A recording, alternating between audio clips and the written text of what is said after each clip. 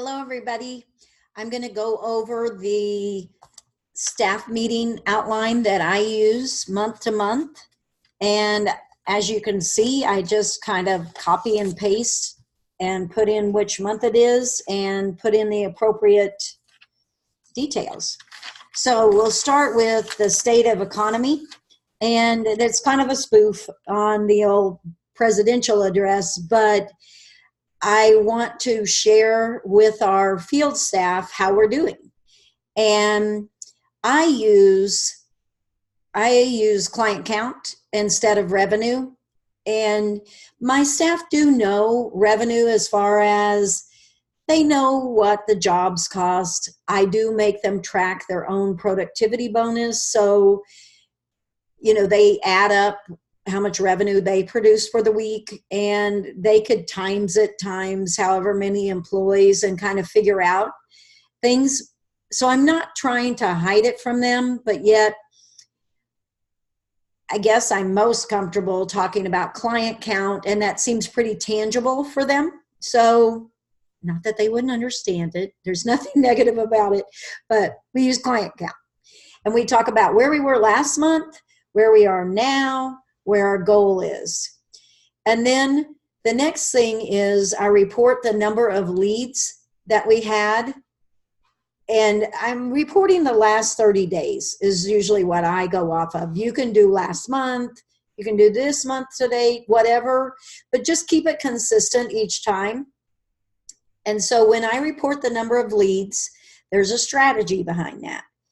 And the strategy is that holds me accountable because I'm the one who's responsible for the marketing and getting the number of leads in. And so if we have a team goal based on client count, I have a responsibility to them to do the marketing that it takes to get the number of leads that I should be getting in. And I do share last month, this month, and I have a minimum that I need to hit, and then I have a goal that I'm trying to hit. And for instance, last month we had record leads. And but I have had to report to them before that I did not meet my minimum required. And I will absolutely have to fess up that I dropped the ball. I should have done more marketing than I was doing. And again, the strategy is that I am holding myself accountable, and I want to show them that, listen, I hold you accountable for quality scores and attendance and different things, and I'm going to report and be transparent to you if I made it and if I didn't. The next one is our conversion rate on the number of leads we got and then the number of sales we made. And then there's one time and recurring in our business. Now, that's holding the office staff accountable. So my office manager and then the VA. And sometimes they don't make it. And I tell them what our goal is. And we talk about last month, this month. And sometimes they don't make it. And again, that's okay. It's full disclosure. We're not only going to evaluate them, but they can evaluate us.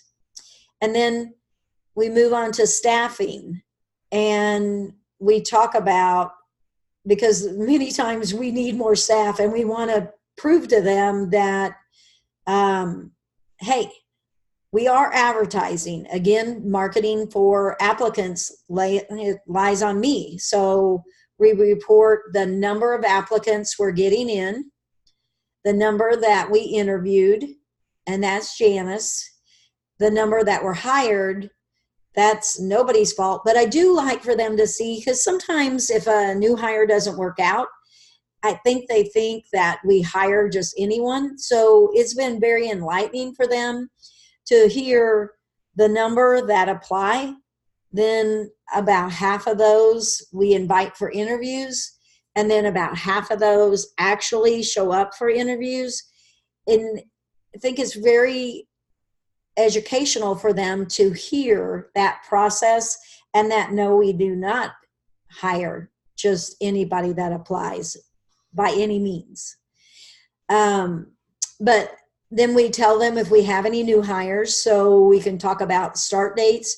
Because when we hire, we may have like a tiered start system. We might have somebody starting this coming Monday, and then in a week from Monday, and then 2 weeks from Monday. So we will stagger start when we're trying to get a lot of people hired and bring them in. And of course, we have 2 different locations also. So we talk about the staffing in each location and the open positions that we have. Then next, we're going to talk about client satisfaction. We're going to talk about our quality-driven scores. And if you don't use quality-driven, then you just talk about, I don't know, number of complaints or something like that. Whatever you're measuring is what you talk about. And we're talking about our QDS score, what it was the last 30 days. We talk about the percentage of excellence. And then we would talk about if we had any trends for complaints. Sometimes we'll have more complaints on floors than we sure should. You know, we talk about those things in this section. Then we move to the employee survey, like the comments that are the glowing comments that I want to highlight. And if you've watched my celebrations webinar on the culture series, you have seen that celebrations are probably the most impactful thing you can do. And celebrations don't mean just a party. Celebrations are the attaboys and the accolades that you give them, and that public praise that is so, so important. This is that area that we do it. And so I try, if I can, to pick the glowing comments from our clients and have at least one per employee. I don't always have one per employee, and I'm not going to make it up if I don't have it. But again, the strategy for this is, one, they get that praise and recognition that they desire and is so important to self-esteem and knowing that your work matters and that you matter. The other thing is, I want the people who maybe didn't get the praise or as much praise, I want them to hear it and I want them to want it. And we do the same thing for bonuses. We talk about who got the productivity bonuses in the last month, how many they got, how many PTO days people earned, how many have they earned this year. And all of that is strategic as a kind of, I don't want to say throw in people's faces, but it is, because one, they need to know what is possible. And two, they need to want what they're not getting. So that's how we handle that. And then education might go over a policy and procedure that needs to be reviewed, or maybe it's been revised. We have a staff meeting coming up this week at my office, and we're going to go over the trainer. One of the trainers is going to review cleaning the bathroom and just basically making sure everybody's on the same page. We recently learned that some people were using a different chemical than others. And you know where it really happens is not with the new trainees, you know, the people who are recently out of training. It happens with the people who've been out for a long time and start kind of doing their own thing. So we just touch base and make sure that everybody's on the same page. We're doing the same thing. I don't mind if there's a little variances here and there, but not with chemicals and not, you know, with the things that really matter. And I also like to put staff in charge of, when I can, with doing the education. It's good for them. All right. Then we go over any issues. So now's the time that we'll talk about any issues that we're having, management, because I try to keep that out of our staff Facebook group. I want that to be upbeat and not a nagging thing. We go over the issues that we need to go over, and we try to do it in a laid back, nonchalant way. But yet we're going to address any problems we're having. And then we also will listen to what the employees' issues are. So we want to hear that, but we're going to also hear in the next section their issues as well. So if they're not telling us in the issues part, they might tell us when we go through the staff satisfaction rating. So on that section, staff satisfaction rating, you can use quality driven for that, and you can make your employees clients, and then you can send out a special survey, and you can make like those complaint issues be whatever you want. Not enough pay, not enough benefits. I would make them as specific as you can so you get that feedback back. But what I do is we're sitting in a big circle, and I go around the room. We have a culture of open communication. So we just go around and say 1 to 10, what's your happiness level? And then we have them rate that. And then, so they'll go around, and then we go back around and say, okay, what does it take to move you from, let's say they gave a 7. What would it take to move you from a 7 to an 8? And that's what I really want to know. Now, you've heard me say, and it does apply here, that if money is not an option, then you need to take money, pay. You need to take whatever is not an option off the table before you ever ask. It's way better to take it off the table before they tell you than to ask what would make the job better. They tell you getting a raise and you say, oh, I can't do that. Well, then they're done giving you suggestions. So whatever are those things are off limits, you need to take them off now before you ask what would make it better, and then go around the room. Now, if you don't have a culture of open communication and you think people won't tell you, then do it all in writing or send them a survey. You can do it that way. I mentioned a scale of 1 to 10. In this instance, I don't use quality driven for this because, again, I don't want to send them a survey. I want us to talk about it, but we have that kind of culture where we can do that. And the other thing is I want a wide gap. In this case, I like the 1 to 10. Like, I'm not a big fan of Net Promoter Score. I mean, it's fine, but I think you can do the same thing with a 1 to 5 or a 1 to 4 scale if you know your numbers. But with staff satisfaction, I personally like the 1 to 10 scale. And I learned that in that book, Culture Works. Kristen Osh, I believe is her name. But she's the one who suggested that. And 1 would be very dissatisfied, like I'm quitting tomorrow kind of dissatisfaction. And hopefully nobody ever gives you that because they probably shouldn't be at that meeting. Although maybe you could save them. I don't know. Maybe you could, but they've kind of gone too long. A 10 would be, I love this job. I love this company. I'm going to refer all my friends and family to work here. That's a 10. And if I were to narrow that down and I would go around the room and say, okay, 1 to 4, tell me what your rating is. almost everybody be a 3 to 4. And so it would be hard to do okay, what would it take to move you up? That's why I choose a 1 to 10.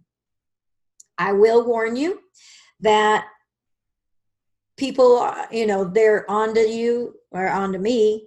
And so some of them will start saying a 10, and I know they're not a 10. And open communication, if they give me a 10, I'll say, oh, really?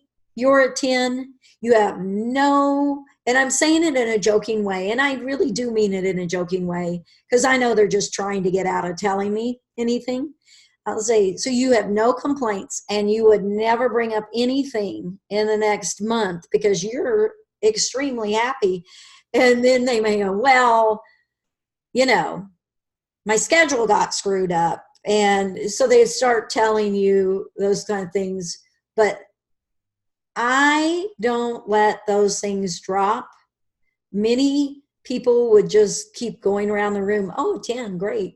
But no, I'm going to challenge them and do it in a way that's fun for both of us and encourage that open communication. And then miscellaneous is just that, any odds and ends we need to cover. I can't really think of any examples, but it sure come up in the staff meeting where they don't fit anywhere else. And then lastly, I try to end on a good note. So we talk about fun events. And for example, when I'm recording this is it'll be actually August when I have my staff meeting. And our fun event that we're talking about and planning at the beginning of August is going to be about our Christmas party. And we've already voted a little bit at another fun event. I ran it by some employees, so I've already got it narrowed down somewhat. We just have to narrow it down a little bit more. Now, I have learned the hard way that planning a Christmas party last minute, you can't do a great job. And so I really do want to do a good job with this. And so we're going to talk about some of the logistics, and I'm going to give them the option of bringing their family. But if they bring their family, they do have to contribute towards costs. Like, I'll cover them, but I'm not covering family too. And I'll offer payroll deduct for that and so forth. But I'm just tossing that all out there just so you understand kind of how I run it, the method behind the madness kind of thing. And our staff meetings are very much an extension of our culture. In fact, we honestly have so much fun at the staff meetings, because it's literally the only time I see them in a month. And I do enjoy my employees, and I think they like being around me because they cut up. I have to, in the meetings, say, okay. In fact, sometimes I'm like, oh, okay, be quiet. Or, I'll say, shut up. But I am saying it in a joking way. And usually they'll kind of look at me like this, and I'm joking, but you need to be quiet, So we have fun. I cover what needs to be covered. We definitely don't skirt around the issues. But I think because we have fun, we have that air of open communication, and they feel safe to say what's really on their mind. And that's what a staff meeting is about, is touching base, making sure everything's going well and continues to go well. So if you don't have this PDF, you can go to my website, which is thepayforperformanceexpert.com. That is my private website, and it has some coaching stuff and speaker stuff on there, but it has an opt-in so that you can get this staff meeting agenda, and you do opt in, and I think it will send you some emails. You can opt out of those. You will not hurt my feelings in any way, but that is available to you. And so now you know the why behind it. And if you don't have this PDF already, then get the PDF, copy and paste, make it your own. Don't do it exactly like I do it. Do it where it fits your culture, because if it doesn't fit your culture, it's going to feel awkward. And, you know, everybody's going to feel weird about it. Now, I will tell you that our staff meetings, when I first started, because I did them, then quality driven kind of got in the way and I didn't do them. And then I started them back, and that was like a year and a half ago, something like that. And when we first started them, well, I will say we didn't have nearly as much fun. And because I think they were tense, and I don't know that I was tense, but, you know, we didn't have the open communication. And I probably see them a lot less now than I did the year and a half ago when I started the meetings back up, or even years ago when I did them all the time. I see the staff less, but because our culture has grown into such a culture of open communication and trust and respect, you know, it's just like that friend that you catch up with and, you know, it was like you never were apart. That's kind of the way that I feel with the staff. And I'm very thankful for that, for sure. So take it, decide your strategy behind the whys. You know, you really should have a purpose for everything that you do. Make sure you're not asking for opinions and then shutting them down. So any non-negotiables, you tell them before you ask, and make it your own. Have a good time. As weird as that sounds. All right, thanks. Bye.